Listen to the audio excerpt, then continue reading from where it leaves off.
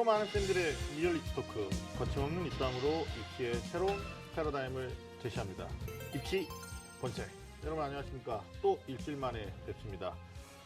저는 애매한 입시 정보를 명확하게 전달하고자 노력하는 남자, 애정남 하기성입니다. 자, 오늘 또 저희들이 최고의 입시 전문가 두 분을 모시고 여러분들에게 좋은 정보 드리려고 합니다. 먼저 입시 본색의 가족이라고 해도 이제 뭐 무리가 없죠. 네, 우리 윤신혁 선생님 나오셨습니다. 너무 자주 뵈서 이제는 뭐 따로 소개를 안 해야 될 것 같은데 본인 소개 좀 해주시죠. 네, 안녕하십니까. 일산대니고등학교 윤신혁입니다. 그 애매한 입시 정보가 잘 정리되고 있는지를 감시하는 남자죠. 네. 예, 그렇군요. 알겠습니다. 그리고 입시 본색에서 처음으로 모시는 분인데요. 사실 뭐 기자기 TV 상담받고 대학과제에서는 사실 원년 멤버라고 해도 과언이 아닙니다. 네. 초창기부터 굉장히 발빠른 입시 정보와 그리고 최적의 대입 전략으로 많은 학부모님들에게 또 학생들에게 인기가 굉장히 많으신 분인데 종로학원의 한일교육 평가이사이신 우리 오종훈 선생님 나오셨습니다. 반갑습니다. 네, 안녕하세요. 네. 네, 반갑습니다. 처음 인사드리는데요. 네. 이제 이 본방송 하기 전에 입시 본색 네. 한번 봤습니다. 아, 그래요? 아, 네. 봤었는데 몇 편 보셨어요, 선생님? 한 3편 정도 봤습니다. 오, 훌륭합니다. 훌륭합니다. 봤는데 이제 일단 재밌고요. 네. 입시가 오늘 어렵잖아요. 네. 그러니까 이렇게 쉽게 설명해 줄 수 있는 프로가 상당히 좋을 것 같습니다. 야, 이게 훌륭한 덕담을 해주시고. 그러니까. 저희 패널 중에서 3편을 봤다라는 거는 최초죠, 최초. 네네네. 네. 뭐 저희 끝나고 이렇게 꼭 한번 안아드리도록 그렇게 한번 해보겠습니다. 네. 알겠습니다. 기상대에서 만나다가 또 이렇게 색다른 어떤 온탁에서 이렇게 뵈니까 더욱 반가운 네네. 것 같습니다. 입시본색하고 오늘 또 느낌이 좀 어때요? 이 스튜디오라든지 이런 거 좀 어떤 느낌 받으셨어요? 이제 좀 낯설기도 합니다. 원래 기상대 제가 원년 멤버로서 네. 네네. 3년 이상 계속 지금 나오고 있는 중인데요. 네네. 이런 프로는 조금 어색하기도 하고 좀 더 재밌기도 할 것 같습니다. 우리 입시 업계에서 이게 사실은 이 학교에서 접근하지 못하는 이런 정보들, 이런 걸 가장 또 오래 다루신 분이잖아요. 그렇죠. 그래서 뭐 항상 이렇게 뵐 때마다 통계에서는 또 가장 정확하죠. 네, 기대가 돼요. 네. 이렇게. 그래서 오늘도 그래서 또 판수 배워간다. 또 이런 마음으로. 너무 겸손하게 얘기하는 것 같은데. 네, 어르신이니까. 사실 오늘 이제 12월 마지막 날 아닙니까? 네네. 그 다음에 지금까지 우리가 계속적으로 어때요? 2016년 마무리돼 가고 있는 이 시점에서 올해 이제 1년을 좀 마무리해야 되는 그런 의미도 있거든요. 네, 우리 맞아요. 오정훈 네. 선생님부터 먼저 올해 가장 그 기억에 남는 입시 뉴스라든지 아니면 이쪽에서 이제 종사하시면서 뭐 어떤 소식 뭐 이런 거 좀 간단하게 좀 얘기해 주시죠. 하여튼 좀 중요한 질문이죠. 질문인데, 네. 전데 우선적으로 박치순실 게이트만 생각납니다. 아, 그래? 이 시점까지도 박치순실 게이트가 모든 네네. 수능과 입시 뉴스를 다 눌러버렸어요. 눌렀어요. 네네네. 수능 보는 날이든 수능 최종 발표 날이든 맞아요. 네네. 그것도 학생들은 좀 통지되는 날이든 많이 늘어나서 네. 일단 네네. 지금 이 시점까지 네.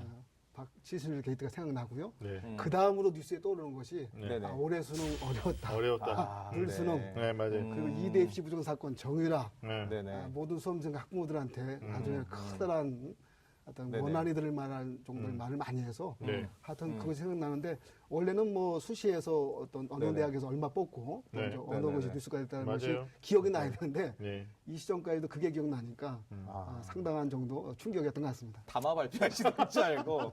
아니, 사실 저는 이런 거 입시 뉴스 뭐냐 이런 거 물어보면은 네. 이런 것도 저한테 먼저 좀 질문해 줬으면 좋겠어요. 여기 딱 불수능 써놨는데. 아니야, 이렇게 그러네. 얘기하셔가지고. 손님한테 여쭤본 저는 이제 올해 수능이 어려웠던 것도 그렇고, 사실 그 내년도 입시에 대한 또 아주 굉장히 불확실성 하나가 또 던져져 있잖아요. 영어 절대평가. 네. 그래서 그 오정훈 선생님이 말씀하셨던 것처럼 우리 사회도 좀 어수선하고 막 이런데 입시마저도 이렇게 좀 어수선하고 네. 이래서 뭐 학생들과 학부모들의 긴장을 더욱더 높이고 있는 상황이지 않는가 뭐 그렇죠. 이런 생각이 듭니다. 네. 뭐 입시 변화뿐만이 아니라 뭐 사회 전반에 대한 저희 방송의 정체성이 약간 갔다 왔는데요. 네네. 그러나 올해 상당한 그 수험생들에게 혼란 야기했던 것도 있습니다. 그래서 사실 뭐 이대 사건이 상대적 열패감을 주는 것도 있었고 어려웠던 수능인데 사실 어려웠던 수능을 어디 가서 볼멘 소리도 못하는 이제 그런 상황으로 지금까지 왔는데 자 시간은 어느덧 지나서 이제 12월 마지막입니다. 자 꽉 막힌 입시 전략부터 수준별 입시 정보까지 매주 금요일 밤 9시 입시 본색이 입시의 모든 것을 알려드리겠습니다. 자, 오늘 처음 나오셨는데 저랑 함께 외쳐보셔야 될 것 같아요. 제가 먼저 하고 선창하겠습니다. 자, 입시라면 좀 안다는 쌤들의 리얼 입시 토크. 입시 본색.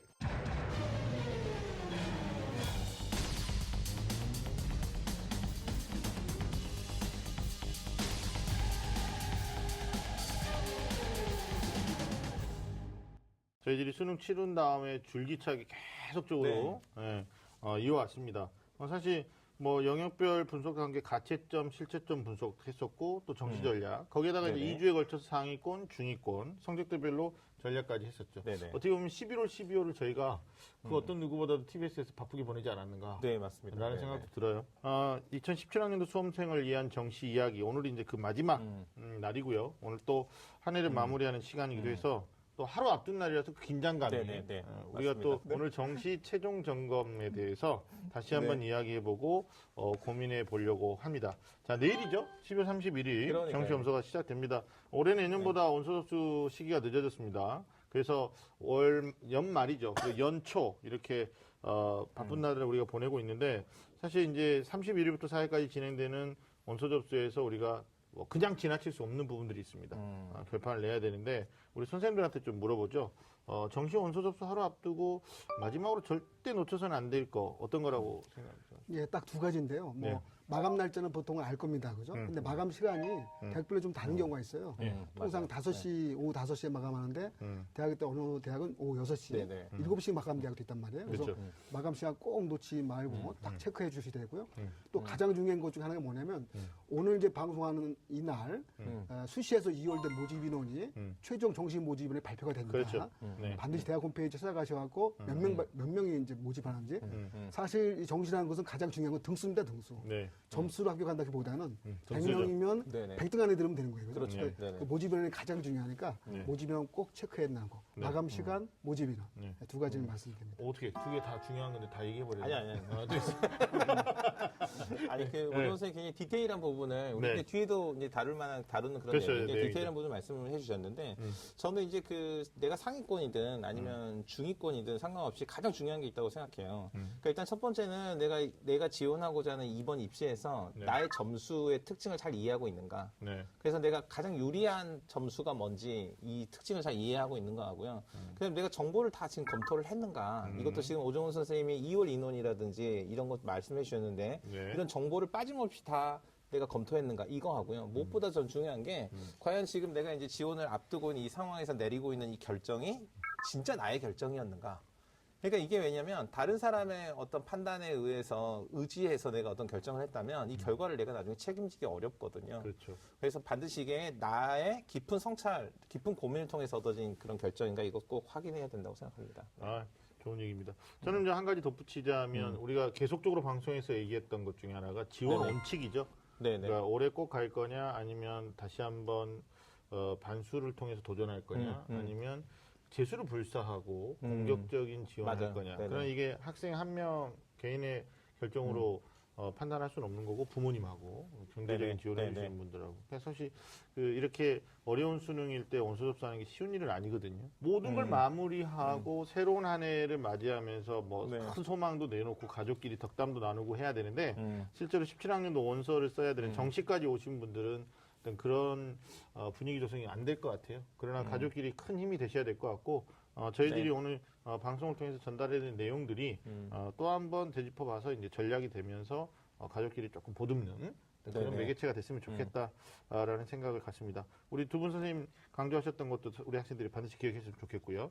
자, 다시 한번 이제 짚고 넘어가야 될 원서 접수 일정부터 아까 우리 오정 선생님이 네네. 얘기해 네. 주셨는데 확인해도 실수하는 친구들이 나오더라고요. 혹시 네. 그동안 입시 경험이 많으시니까 오정 선생님 혹시 뭐 원서 접수 제때 못 맞춰가지고 이렇게 사고 난 경우도 있고 그렇지 않나요? 실제 있죠. 이제 맞아요. 10월에 한 네. 명 정도는 마감 시간을 잘못 알아갖고 음. 통상 뭐 6시에도 마감하니까 5시 5분 정도에 들어가서 아. 왜 원서 안 열리냐. 안 되냐? 이미 마감 정리했는데 그렇죠. 대학 바꾸는 경우. 예, 그 경우는 상당히 심각하죠. 그래서 일단은 논술작전을 본다 할지라도 네. 반드시 마감 시간 체크하고 또 저기도 중요합니다. 마감 전 공지 최종 경쟁률 공지하잖아요. 네, 그렇죠. 그거 네. 자꾸 보는데 그것도 미리 알아두면 어차피 음. 마감 전 최종 경쟁률 공지하고 난 다음에 더 이상 경쟁률 공지하지 않습니다. 아는데 그죠? 이제 홈페이지 가서 이중수 갈 필요 없다. 네, 그러니까 그때는 좀 편안한 마음으로 최종 결정을 해야죠 이제. 그렇죠. 이런 절차가 필요할 것 같습니다. 알겠습니다. 저도 이제 뭐 이런 경우가 있는데 이제 최상위권에서도 한 번 있었고요. 최상위권 학생들은 이제 어떤 문제가 있냐면 이제 워낙 주변에서 관심이 많아요. 담임 선생님도 관심이 많고 부모님도 많고 그리고 이제 뭐 다른 데서도 이렇게 도움을 주는 분들이 있다 보니까 이분들이 다 모든 걸 챙겨줄 거라고 기대하다 보니까 정작 원서 마감 시간을 못 챙기는 경우가 생겨요. 그럴 수 있어요. 네, 그래서 정작 됐어, 이제 됐어, 합격이야 이랬는데 시간이 지난 경우가 있고요. 그 다음에 또 어떤 경우가 있냐면 이제 좀 중하위권이나 중위권 친구들이 어떤 문제가 있냐면 보통 이제 원서 접수 기간 이렇게 해서 기간으로 이해를 하고 있단 말이에요. 그 오종원 선생님 말씀하셨던 것처럼 마감 시간이 다르거나 하루 이틀 차이가 있는 대학들을 잡아내지 못하고 전부 다 이렇게 쓰자고 했는데 그날 저녁에 전화가 와요. 선생님 큰일 났어요.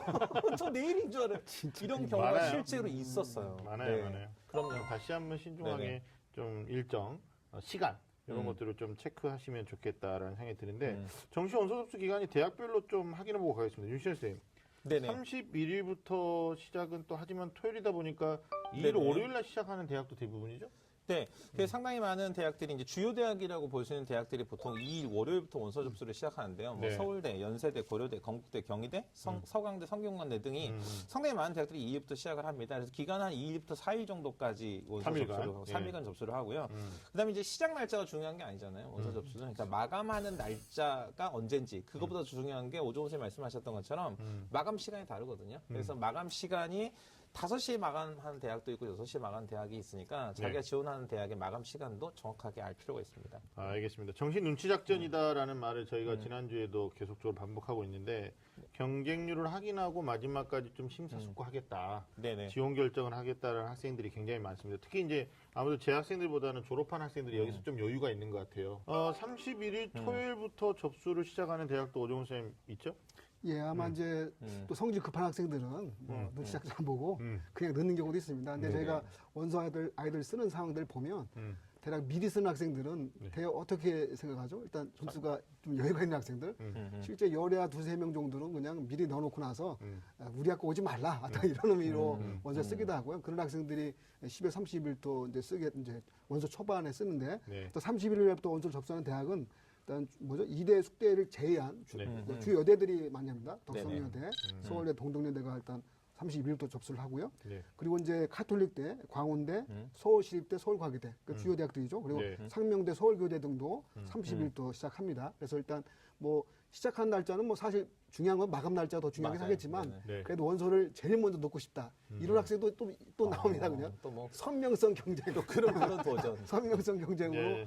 또 다른 목적으로 또 미리 넣는 경우도 있는데 네. 하여튼 그 시작 날짜 잘 보시면서 원서를 또 넣어보면 좋을 것 같습니다. 알겠습니다. 4일날 이제 마감하는 대학이 많은데 그 뭐 서울과기대, 또 서울시립대, 세종대, 청주교대는 또 3일날 마감이거든요. 네네. 그러니까 맞아. 모든 대학이 4일 마감이다라고 생각하지 마시고 시작하는 날과 마무리하는 날 이런 네. 거 잘.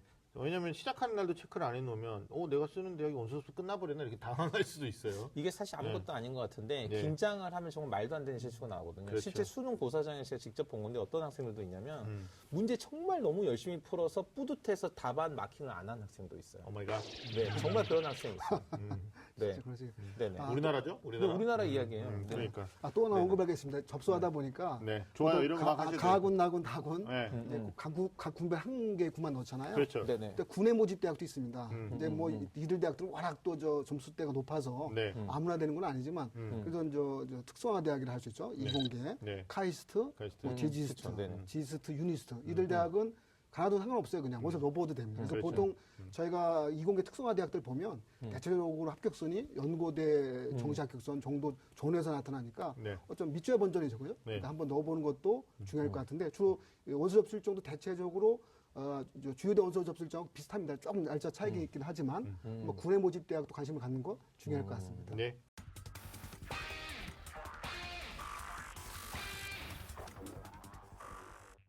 아마 우리 수험생들 또 수험생들을 응원하시는 부모님들이 굉장히 긴장되는 마음으로 오늘 밤 지새울 수도 있을 것 같다라는 생각이 듭니다. 마무리 잘 해야지 후회 없는 선택하시는 거고 그 선택이 또 자신의 합격의 길로 인도할 수 있다라는 거 유념하셨으면 좋겠습니다.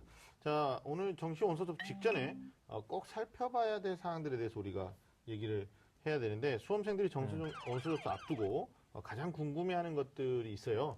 우리가 학생들의 질문을 좀 해결을 해야 될 것 같습니다. 자, 그럼 하나씩 풀어보면서 정시 원서 접수 하루 전에 꼭 기억해야 될 것들 짚어보도록 하겠습니다. 먼저 가나다 군별 상향 적정 안정에 대한 어떤 지원을 해야 되는지 궁금했는데 사실 수시는 6번이지만 오정 선생님 정시는 3번밖에 안 되잖아요. 그렇죠. 뭐 아까 번외로 써는 대학도 있다고 그랬는데 이거 어때요? 윤시영 선생님이 가나다 모두 합격할 필요는 없죠. 우리가 눈을 맞아요. 얘기했던 건데. 네네.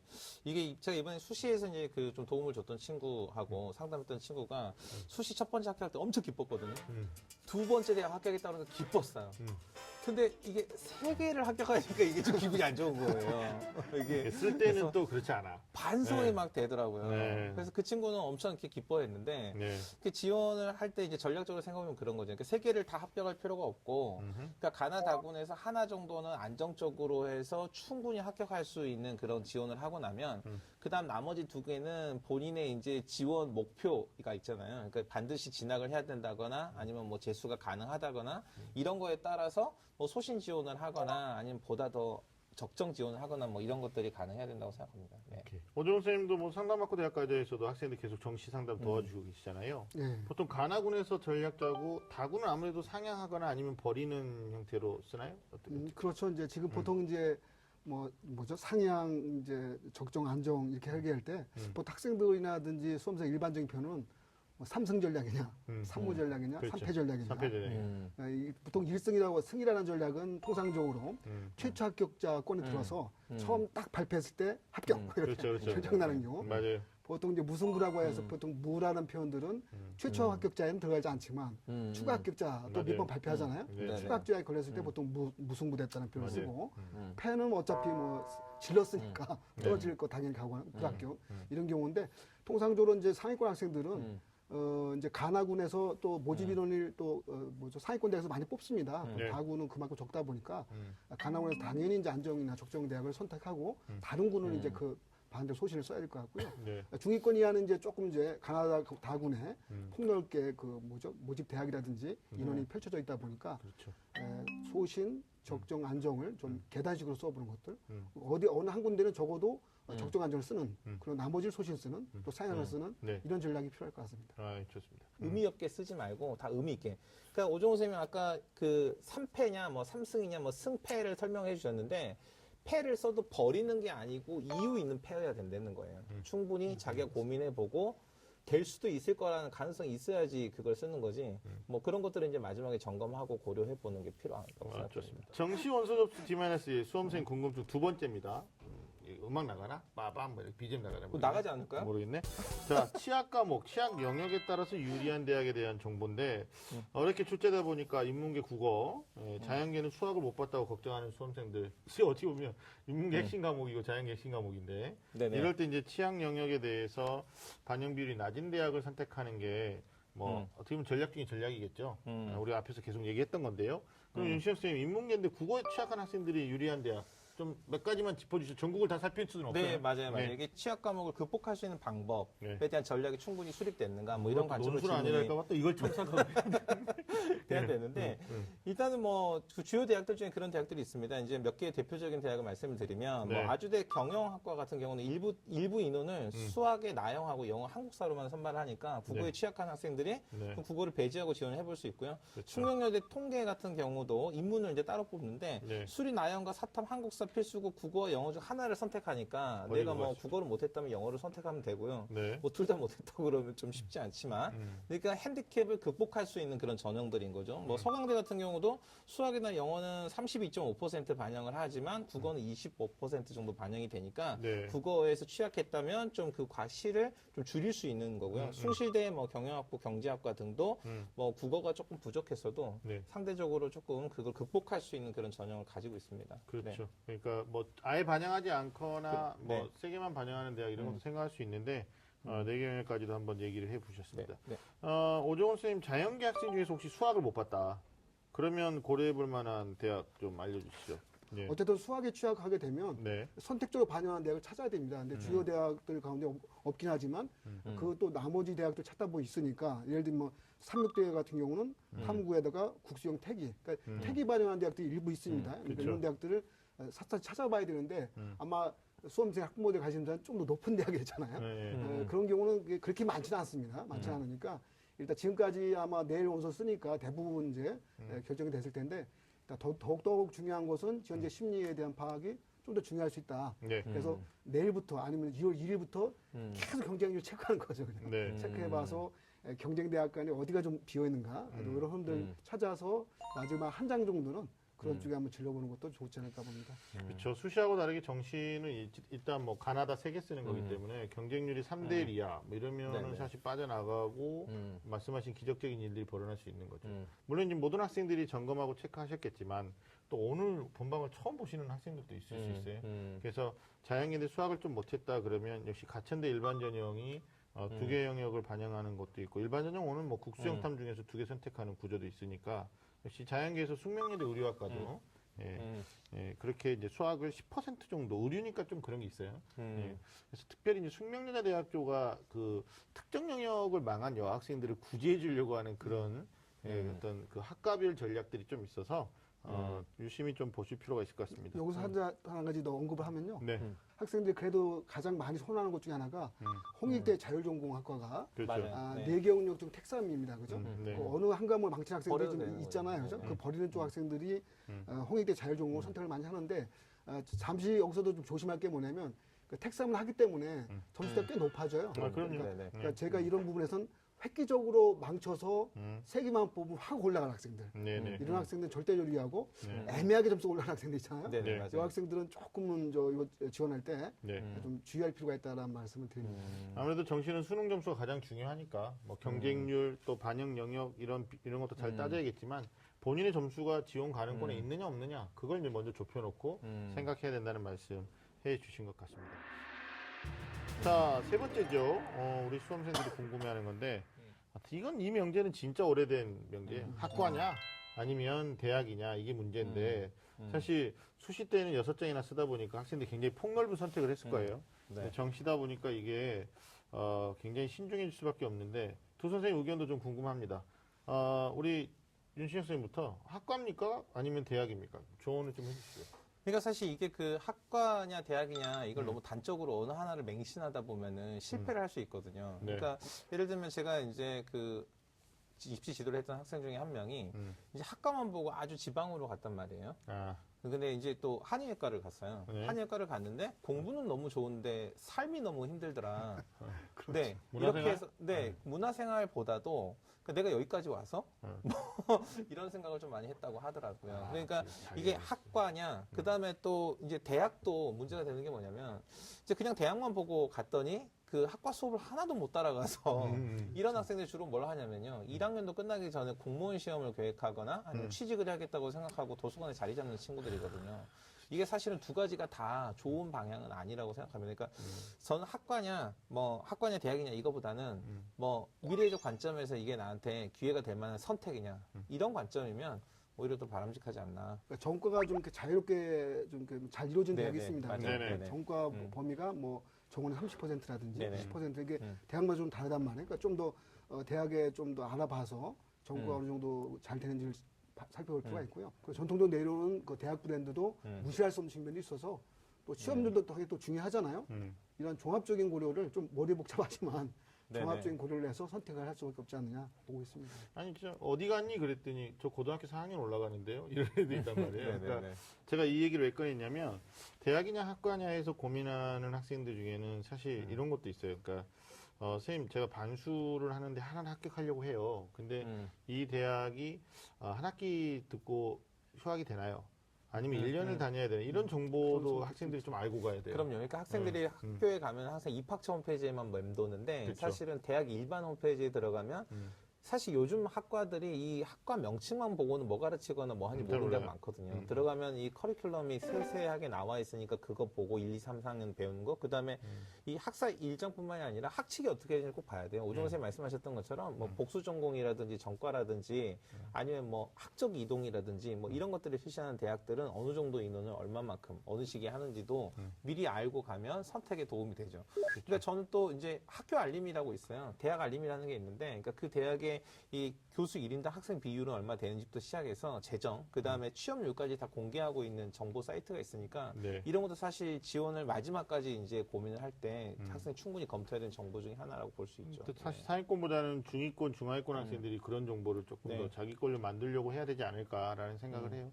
자, 네. 바로 이어서 그러면 이제 네 번째 궁금한 점인데, 신설학과 합격선이 알고 싶다고 하는 거예요. 아무래도 신설학과는 이제 전년도 입시 결과가 없고, 뭐 합격 결과도 없지만 경쟁률도 없단 말이에요. 이게 어느 정도 될지, 또 경쟁률이 얼마나 높아질지 아니면 낮을지 고민이 될 수밖에 없습니다.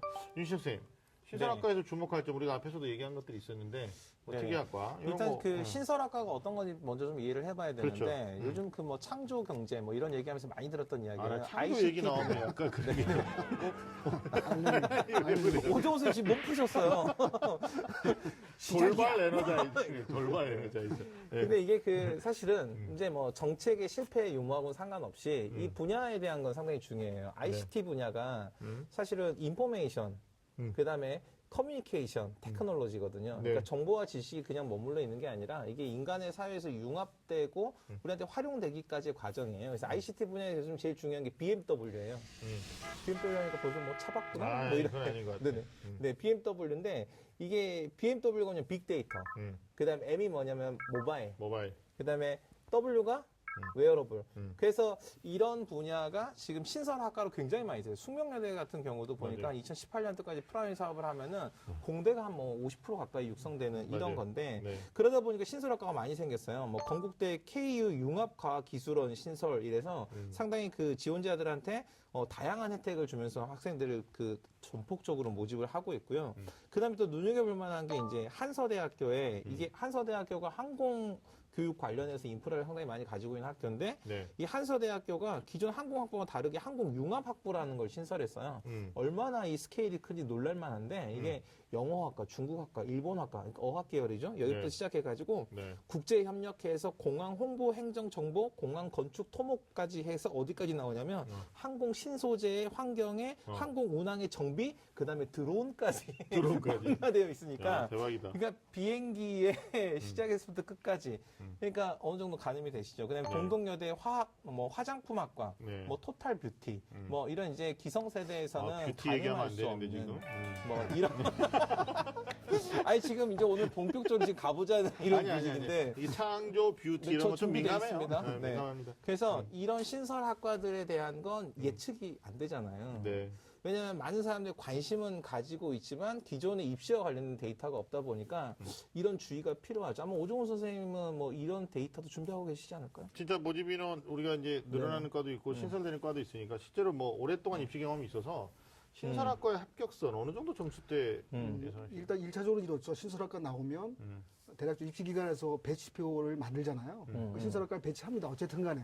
그렇죠. 위에 배치하든 중간에 배치하든 네네. 중간에 배치하든 이제 배치하는데 일반적으로는 두 가지입니다. 하나는 이제 장학금 혜택이 크면 어쨌든 뭐 일반 학과보다 높죠. 점수가 높다고 봐야 되고요. 네. 또 취업률이 잘 된다, 취업 보장된다라고 하면 일반 학과보다 합격선이 높다는 걸 전제를 하기 때문에 네.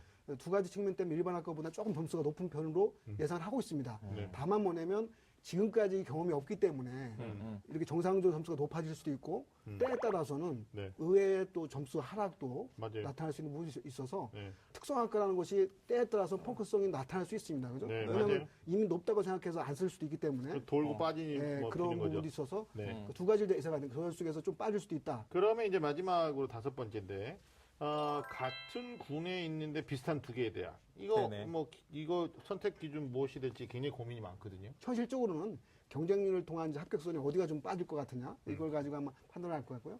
좀 더 근본적으로는 점수 구조상으로 예를 들면 사탐이나 이제 과탐 경우에서 특히 자연계 학생들은 과탐이 반응 비율이 낮은 서강대가 반응 비율이 낮단 말이에요. 그렇죠, 그렇죠. 그다음에 서강대 서강대 말고 이제 성대 한양대가 또 과탐이 높잖아요. 네. 요거 가지고도 판단을 하는데 근데 기본적으로 이제 점수 이제 반영되는 구조, 영역별 반영 비율이죠. 네. 이것도 있고, 근데 근본적으로는 경쟁률에 따라서 네. 어디가 좀 조금이라도 네. 점수가 내려갈 것 같은데 어디가 붙을 것 같냐 이런 쪽에서 결정을 하지 않을까라고 보고요. 그래도 합격할 수 있는 곳을 찾아서 써야 되지 않냐. 보고 저도 이거 있습니다. 제일 많이 받는 질문이거든요. 네. 그러니까 이게 이제 오종호 선생님 서두에 말씀하셨던 것처럼 입시에서 유불리를 따져가지고 유리한 쪽으로 가고 경쟁률을 따져봤을 때 불확실성이 더 작은 쪽으로 지원하는 게 맞긴 한데 네. 이런 거 다 따져봐도 비슷한 게 있거든요. 그럼 제가 이제 항상 하는 얘기는 가봐라. 직접 가봐라. 가보면 여기다 싶은 데가 있을 것이다. 아, 그러니까 원서 네네. 접수 전에. 그렇죠. 네. 왜냐면 학생들 이제 정보가 사실은 막 엄청 무지막지한 건 아니잖아요. 네. 그러니까 이거 정보를 하고도 직접 발로 뛰어볼 수 있거든요. 네. 그래서 실제로 그런 학생들이 있더라고요. 뭐 2개 고민했는데 가서 우연히 가서 이제 과사나 이런 데 가서 예비 선배들이죠. 얘기해보고 뭐 달라지는 이러다 거. 보니까 확신이 드는 곳이 있더라고요. 정시 원서 앞두고요. 네. 한 5가지 다양한 점들을 고려해서 전략을 세웠는지 대해서도 우리가 다시 한번 해봐야 되겠다라는 생각이 들었습니다. 자, 여러분은 지금 좀 많은 쌤들의 리얼리티 토크 입시 본색과 함께하고 계십니다.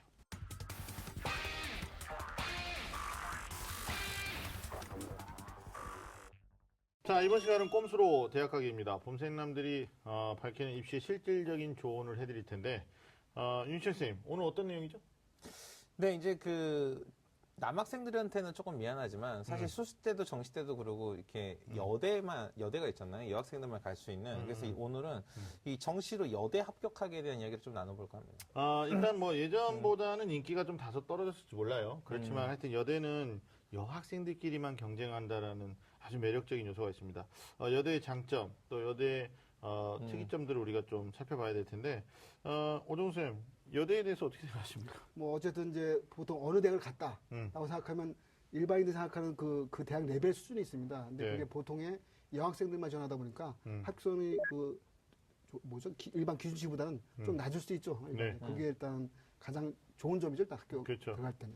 그러니까 여대는 이제 그 합격과 그 원서 접수와 관련돼서 합격성 가서 말씀해 주셨는데 이제 실제 생활하는 면에서 보면 이런 장점도 있는 것 같아요. 실제로 일반 대학 가는 학생들보다 여대에 있어서 생활하는 학생들의 생활 충실도가 훨씬 높은 것 같아요. 그러니까 수업 충실도도 높고 대학 4년에 있어서 과정에서 뭔가 자기 자신의 삶을 준비하는 정도도 좀 높아서 상당히 좀 우리 사회가 이제 여성 차별적인 이런 그런 제도나 이런 게 많이 좀 극복이 돼가고 있잖아요. 네. 그런 관점에서 본다면 여대가 앞으로 이제 훨씬 더 장점이 더 부각되는 시점이 어느 정도 오지 않을까 뭐 이런 생각도 듭니다. 아니 뭐 전문화된 과, 아까 뭐 실질과도 얘기하셨는데 그런 과들을 이제 육성한다라는 취지로 보면 나쁘진 않다고 보고요. 서울의 이제 중위권 남녀공학과 경쟁하는 구조거든요. 그러니까 아마 여학생 입장에서는 가나다 3장 중에 한 장, 뭐 이런 것들이 여대가 점수대가 되면 한번 고민을 해봐도 되지 않을까. 네네. 올해 그 정시 특징, 여대들의 정시를 합격하기 위한 방법에 대해서 좀 알아보겠습니다. 오정수 쌤, 여대 정시 특징부터 좀 짚어주시죠. 예, 저 가장 요즘 핫한 대학이죠. 이대가 네. 이대가 이제 가군에서 모집합니다. 네. 가군 모집하고 네. 작년도에도 작년에 학생부가 좀 들어갔는데요. 네. 올해 네네. 수능 네, 100%입니다. 바뀌었죠. 예, 이게 가장 큰 핫한데요. 특징이라 네. 보시고요. 네. 그리고 이제 숙대가 이제 통상도 인문 자연계는 나군에서 모집합니다. 네, 네. 가군은 이제 예체능계가 모집하지만 일반적 학생들이 많이 전에 인문 자연계는 이제 나군에서 모집한다. 이걸 가장 큰 특성으로 볼 수 있습니다. 뭐 숙대까지는 4개 영역, 그다음에 성신여자대학교까지도 이제 4개 영역을 반영하는 데 있는데 부분적으로 보면 또 3개 영역 반영하는 데도 있으니까 여대는 수능을 4개를 다 반영하지 않는다. 뭐 이런 것도 네네. 특징 중에 하나가 될 수 있겠죠. 대학마다 좀 사이가 다릅니다만은. 자, 상위권 학생들이 지원하는 이하여대 또 숙명여대에 대해서 짚어주셨는데 윤시현 쌤, 그 외 네, 여대, 네. 이제 지금 방금 제가 말씀드린 것까지 포함해서 특징 좀 말씀해 주시죠. 네, 그 2017년도 정시에 이제 변화가 굉장히 큰 대학이 또 2군데가 있는데 네. 성신여대하고 서울여대입니다. 성신여대 같은 경우 2017년도에 신설된 지식서비스 공과대학이 나군에서 선발이 되고요. 네. 2016년도까지 다군에서 모집했던 공예과하고 산업디자인학과 같은 경우 올해는 이 나군, 가군에서 각각 선발하는 좀 특징이 있으면 좀 변동이 있는 거죠. 과가 다른 거죠? 네. 네네. 근데 서울여대는 전체 모집 인원의 40.8%, 그러니까 684명 정도를 정시해서 선발을 하니까 네. 상당히 많은 학생을 정시해서 그쵸, 선발하는 그쵸. 대학이니까 우리 학생들이 좀 눈여겨봤어야 되는 그런 대학입니다. 그래서 올해부터 이제 나군이 좀 축소되고 가군이 대폭 확대되고, 그다음에 2017년도에는 주요 모집군이 그러니까 주요 모집군이 나군에서 가군으로 이제 바뀌었다는 좀 특징이 있는 거죠. 네. 그 뭐 다군에서는 인문대학, 사회과학대학, 뭐 자연과학대학, 자율전공 학부 등의 학과에서 한 301명 정도 모집하는 그런 특징이 있습니다. 네. 네. 알겠습니다. 여고 또 요중요고 나온 학생들한테 여대 쓸래? 그러면 아니요, 싫어요. 뭐 이렇게 맞아요. 나오는데 네. 사실 또 어떻게 보면 여중 여고를 통해서 여자들끼리만의 삶을 잘 적응하고 있기 때문에 또 어떻게 보면 체질적으로 적임이 아닌가 아니, 싶어요. 그런 학생도 있었어요. 정말로 여대를 갔는데 상위권 대학 여대를 갔거든요. 근데 네. 1년 만에 학교를 그만두더라고요. 그래서 제 이유를 진지하게 물어봤어요. 왜? 그랬더니 남자가 없어서 이렇게 얘기하는 친구도 정말 있더라고요. 아니, 그러니까 이건 딴 얘기인데 진짜 이건 진짜 얘기 받고 네네. 오정훈 선생님 어때요? 이건 네. 진짜 여대 상위권 학생이든 중위권 학생이든 여대만에 뭐 초이스할 때 여대 장점 확실히 하나 있습니다. 음. 1학년 때 미팅 잘 들어옵니다. 아 그래? 미팅만큼 정확히 잘 들어오고요. 네. 일단 저 학생들 인서울을 네. 인서울 많이 네. 하잖아요. 네. 인서울 하고 싶은데 네. 마지막으로 어떻게 해야 되냐라고 물어볼 때 그때 또 여대가 나타납니다. 여대가 네, 쫙 맞아요. 등장하는 거죠. 왜냐하면 주요 국민대, 세종대 점수 때 맞춰보려면 만만치 않단 말이에요. 만만치 않죠. 그것도 한계영도 망쳤어요. 이런 여학생들이 그래도 마지막 서울에서 학교를 다녀야겠는데 그 대학 찾다 보면 동덕여대, 덕성여대, 서울여대 이런 대학들이 때에 따라서 태길 반영해서 한계 못 본 영역을 빼는 경우가 있단 말이에요. 그리고 그들 대학들은 역시 이제 남학생이 당연히 지원 못하니까 마지막 인솔을 할 수 있는 마지막 선으로 볼 수 있습니다. 그래서 보통 여중 여고 나와서 죽어도 여대 가기 싫다라는 학생이 마지막 정신할 때가 있습니다.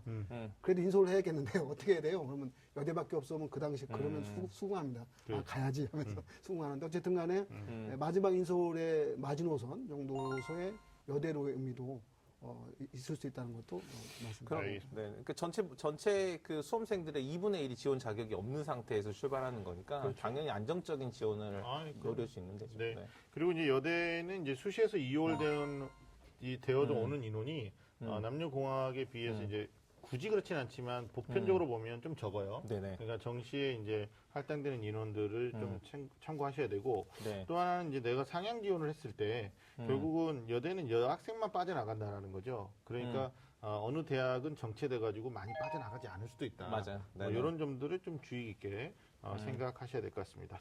자, 지금까지 꼼수로 대학 가기, 정시로 여대 합격하기에 대해서 이야기를 나눠봤습니다.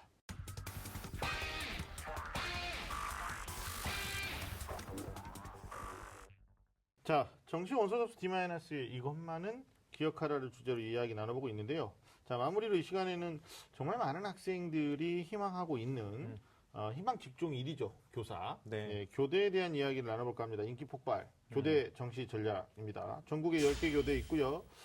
세계 일반 대학의 초등교육과 합해서 13개 교대라고 할 수 있는데 17학년도 정시에서는 무려 1,883명 일단 계획하고 있는데 이게 이제 2월 인원이 또 포함되면 몇백 명이 추가될 수 있습니다. 수도권 교대들이 수시로 무게를 많이 옮겼지만 일부 지방 교대는 상당히 정시에다가 인원을 네네. 배정하면서 사실 어떻게 보면 교대 정시 어떤 정시 체제다 이렇게 유지하고 있다라고 해도 과언이 아닐 것 같습니다. 교대 정시 선발 인원은 상당한 규모를 차지하고 있는데 자 오정수 소장님 정시 교대의 그 교대 정시 특징부터 좀 짚어주시죠. 예, 일반적인 걸 얘기하면 내일 접수하는데 욕먹을 것 같습니다. 아니, 지금 그러니까. 그 얘기해서 뭐 어쩌라고. 지금 정도에서는 이제 작년에 비교했을 때 몇 점대가 안정이 되고 아니면 좀 위험할 거 아니냐 정도의 말씀만 드리면요. 네. 어쨌든 올해 정시인이 줄었습니다. 교대 전체적인 인원이. 그리고 여기 인기가 지금 폭발이잖아요. 네. 어쨌든 작년 기준보다는 조금 더 오르면 오를 것 같지 않느냐. 그렇죠. 네. 이렇게 예상을 하는 게 좋을 것 같고요. 네. 그리고 일반적인 예상을 했을 겁니다. 경인교대 학생부 반영하지 않습니다. 그죠? 학생부가 대부분 또 반영을 하잖아요. 그죠? 네, 학생부에 대한 유불리는 당연히 따져보셨겠지만 네. 학생부가 반영이 안 된 경인교대는 거의 서울교대하고 비슷한 정도 합격선도 나옵니다. 그죠? 그쵸. 이런 거 참고해서 준비하시고 어쨌든 원서 넣어보시고 나서 1단계 발표되고 나면 면접이 또 기다리고 있으니까 특히 이제 교대 쓰는 학생은 놀면 안 됩니다. 이런저런. 맞아요. 다른 학생들 원서 써놓고 다 놀면 되지만 네. 마지막 면접에 대한 준비를 해야 된다. 이런 말씀 드립니다. 예, 13개 교대 가운데서 무려 11개 교대가 면접이 네네. 있기 때문에요. 실제로 원서 접수 직전에 면접 대비를 하는 학생들도 있지만 어떤 네네. 접수를 결정한 친구들은 이미 어떤 교육기관을 통해서 면접 준비하고 있는 걸로 그렇게 알고 있습니다.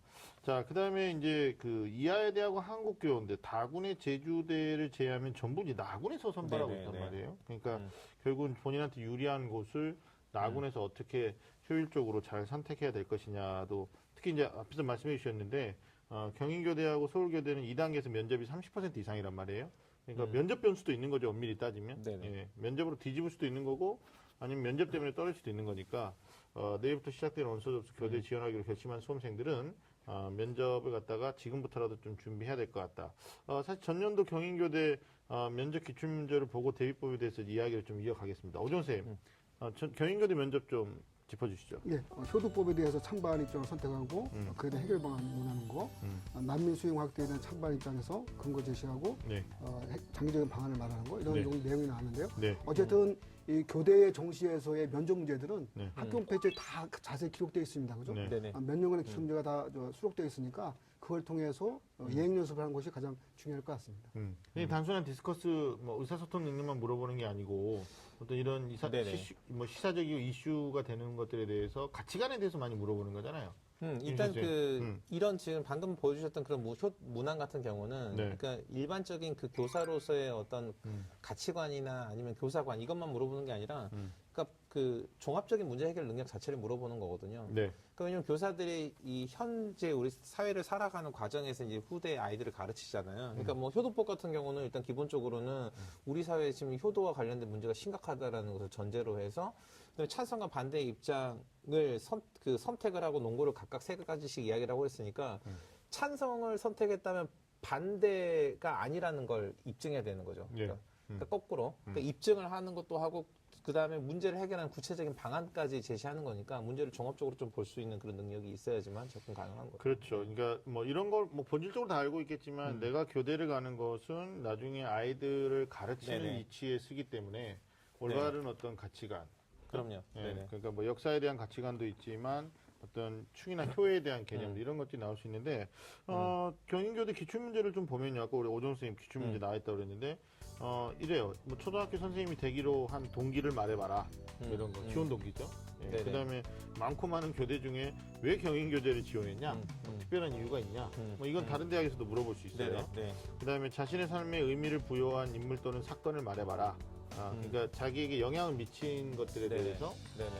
그러니까 전 누군데요? 이렇게 말하는 것이 아니라 거기에서 이제 왜 그렇게 됐는지에 대한 근거를 얘기하겠죠. 그다음에 마지막에 자신이 교사로서의 장점과 또는 단점을 개선해야 될 점을 말해봐라. 이런 건 이제 자기를 얼마나 성찰하고 있느냐 네네. 이런 것들이니까 아마 우리 친구들이 이건 결국 뭐 교직에 대한 이해도 이해지만 예비교사로서의 어떤 잠재력 이런 것들을 질문에서 줄을 이루고 있다 이렇게 볼 수가 있을 것 같아요. 오정 선생님 혹시 면접에서 좀 팁을 더 주신다면 일단 뭐 팁이 아닌 팁일 수 있죠. 그러니까 수시보다는 부담을 덜 가져도 좋을 것 같습니다. 그렇죠, 그렇죠, 그렇죠. 네, 정시는 일단 점수입니다. 점수. 1단계 통과되어야지 면접을 볼 거 아닙니까? 면접 아무나 불러주잖아요. 네. 1단계 2배수 또는 1.5배수 통과되어 불러주기 때문에 네. 점수가 중요하고요. 점수 맞춰서 일단 넉넉하게 준비하시고 네. 그다음에 아마 수시 때부터 교대 쓸 학생들은 아마 준비한 수험생이 많습니다. 그죠? 그러니까 일반 재학생들은 좀 부담이 덜할 것 같아요. 아마 수시 때부터 연습했으니까. 다만 장수생들이죠. 우리 교대 지원자들 가운데 또 많아요. 정시생들은 정시 지원자 중에는 장수생이 많습니다. 장수. 장수생은 좀 유의할 필요 있어요. 그래서 그러니까 한 번도 이런 정도 연습을 안 해봤을 테니까 맞아요. 앞에서 언급했던 문제들 보시고 또 거울 보고 연습하고 또 뭐 가족 앞에서 연습하고 이런 연습이 충분히 필요할 것 같습니다. 그러니까 이게 사실 면접 문제가 딱 보면은 말하기를 잘하느냐 못하느냐의 문제는 아니거든요. 기본적으로는 이렇게 바른 교사관을 가지고 있는가. 그러니까 뭐 초등학교 선생님 되기로 한 동기를 말해보세요 그랬는데 뭐 옆집 아저씨가 초등학교 선생님이어서 이럴 수는 없잖아요. 그러니까 사실은 이 문제를 다 바꿔보면 교사란 뭐냐, 네. 교육이란 뭐냐, 이거에 대해서 본인이 진지하게 대답할 수 있는 점을 좀 따져봐야 되고요. 네. 이건 사실은 문제를 바꾸보면 어떤 사람은 삶의 가치관이 있거나 없것이나 할 것이다. 당신은 가치관을 가지고 있다면 이 가치관을 형성하게 만든 인물과 사건은 무엇입니까를 물어보니까 본질적으로는 당신은 교육자가 될 만한 가치관을 가지고 있는가를 물어보는 거예요. 네. 사실 저는 그렇게 생각해요. 면접 대비하라고 그러면 교대를 지원하는 학생들끼리 앉아가지고 서로 그 편안한 분위기에서 면접 대비하시는데 그건 아닌 것 같고 네네. 뭐 선생님한테 도움을 구한다거나 아니면 실제 가족 중에 이제 부모님한테 실제적으로 모의 면접 형태로 조금 그렇게 좀 뭐랄까 어색한 분위기, 약간은 딱딱한 분위기 뭐 이런 것들에 생경한 분위기에 적응해 나가면서 사실은 면접도 대비가 돼야 되거든요. 그래서 동년배끼리 나는 면접 준비하는 거 별로 안 좋아하고 네, 그래서 면접 대비를 좀 시뮬레이션 해봐라 이런 말씀을 좀 드리고 싶습니다. 일단 수능으로 1단계 네네. 통과하기 때문에 본인 1단계 통과 가능성이 있느냐 없느냐 그리고 또 1단계 통과되면 면접일이 또 바로 붙어 있어서 사실상 지원하면서 준비해야 되는 부담감이 없지 않아 있습니다. 철저하게 준비하셔가지고 교대 지원하는 학생들이 미래 교사인데 좋은 결과가 있었으면 좋겠다라는 생각이 듭니다. 저희가 많은 이야기를 나눠봤는데요. 사실 준비한 내용은 많지만 또 제한된 방송 분량 때문에 다 드리지 못하는 마음도 있습니다. 그 마음 담아서 저희들이 여러분 원서 쓰시는 대학에 합격할 수 있기를 응원해 드리겠습니다. 우리 수험생들을 위해서 좋은 한 말씀씩 마지막으로 우리 윤신혁 선생님부터 해주시죠. 네, 이제 우리가 거의 뭐 그 한 달을 정시 이야기를 이렇게 그렇죠. 해왔는데 네. 사실 그 이제 마무리하는 입장이지만 사실 항상 어떤 마무리든 그 마무리는 항상 새로운 시작을 위한 거거든요. 우리 학생들도 이제 정시를 지원하고 고등학교를 졸업하고 이 과정이 끝이 아니고 사실은 뭔가를 새로 시작하는 거니까 그러니까 새로 시작하기 위한 고민이라는 걸 항상 염두에 두고 좀 우리 학생들이 정시 지원도 잘 마무리가 됐으면 하겠습니다.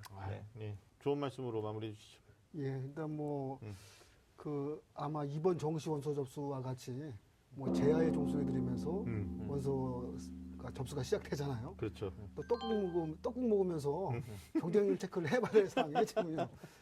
어쩔 수 없습니다. 이게. 네. 어쨌든 뭐 마지막 점수 가지고 네. 그래도 합격을 시켜야 되니까 이제 고생 좀 더 하셔야죠. 그래서 일단 마지막까지 경쟁률 꼼꼼히 체크하셔갖고 이번 이제 입시에서 좋은 결과 있기를 바라겠습니다.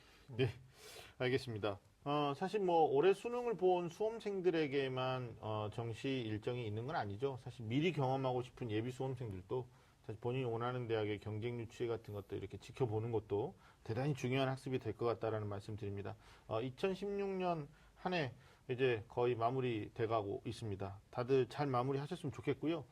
특히나 17학년도 수능을 봤던 수험생들 수시에서 원하는 결과 안 나와서 정시까지 오게 됐는데 최선의 선택으로 저희들이 드린 정보 그 이상의 것으로 여러분들이 현명한 판단하셔서 원서 접수 잘 마무리되시고 또 여러분들이 원하는 희망, 목표 대학의 합격이라는 기쁜 소식을 들고 저희들과 같이 공유해 주셨으면 좋겠다. 그래서 밝은 새해 다시 만났으면 좋겠다라는 마음 같습니다. 저희는 2017년 새해 다시 찾아오겠습니다. 자, 오늘 소중한 시간을 함께 해주신 윤신혁 선생님 그리고 오정훈 선생님 감사합니다. 자, 매주 금요일 밤 9시 좀 아는 쌤들의 리얼 입시 토크. 지금까지 전 애매한 입시 정보를 명확하게 전달하고 노력하는 남자 애정남 한희성이었습니다. 함께 해주신 여러분 감사합니다. 힘을 내 이 바람이 거치고 나면